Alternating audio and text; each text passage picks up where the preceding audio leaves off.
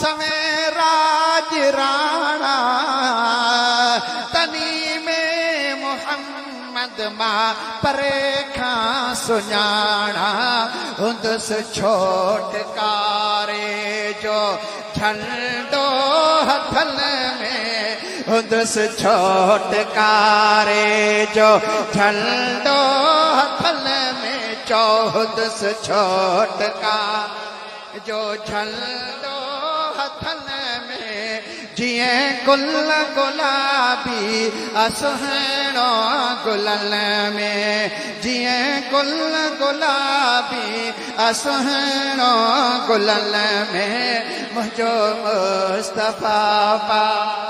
सुभान अल्लाह जहन्नम के जेडी है हुदी मौज मस्ती ओन्ही अपाह के भी हटाए हस्ती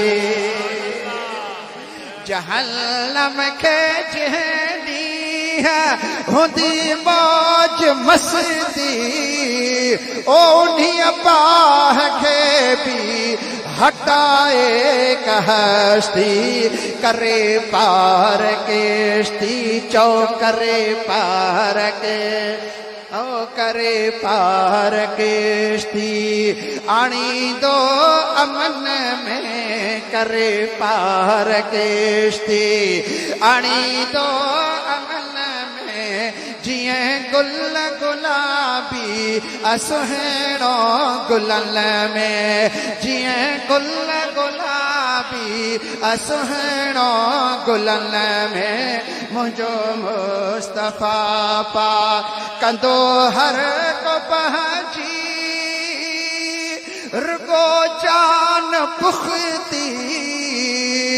ओ मोहम्मद जे मन में उम्मती या उम्मती कंदो हर को पहुंची रुगो जान पुख्ती हबीबन जे मन में उम्मती या उम्मती ओ हबीबन जे मन में उम्मती या उम्मती अहिड़ो कई भलायो ॾेखारे दुखन में अहिड़ो कई भलायो ॾेखारे दुखन में जिए गुल गुलाबी आप सुहणो गुलन में जिए गुल गुलाबी सुहणो गुलन दुखन ऐं डोला बनजी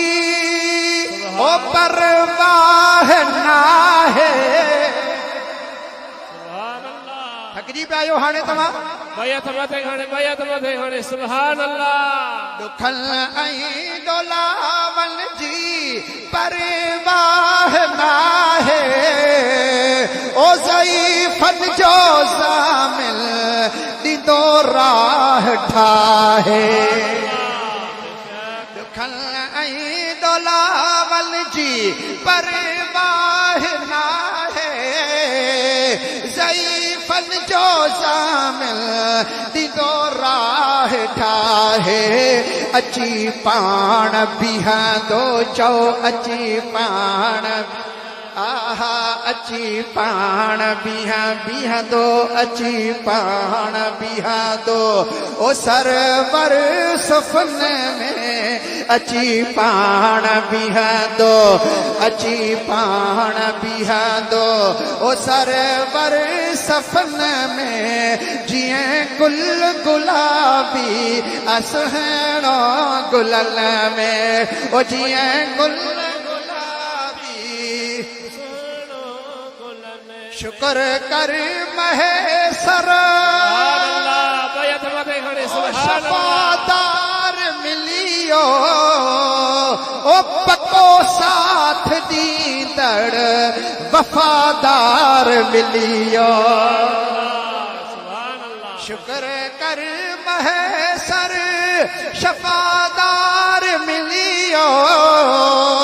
पको साथ दींदड़ वफादार मिलियो